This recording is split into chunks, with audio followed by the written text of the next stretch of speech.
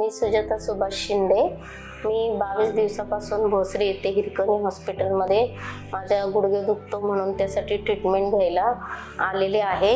आणि मी जी 24 तासला पारसनाथ यांची मुलाखत बघितली होती। गुडघेदुखीसाठी स्पेशल व्हिडिओ आणि मुलाखत होती ती, ते बघून मी इथं आले आणि इथं आल्यानंतर डॉक्टरांशी भेटले, त्यांना माझा प्रॉब्लेम सांगितला। त्यानंतर त्यांनी मला इथं थेरपी सांगितली 1 महिन्यासाठी। मग आता मला 22 दिवस झाले।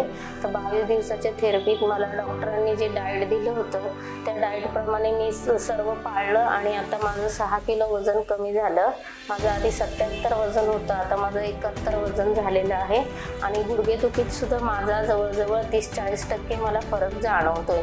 नाहीतर मला खूपच चालायचा प्रॉब्लेम झाला होता, आता मला थोडंफार चालायला जमायला लागलंय।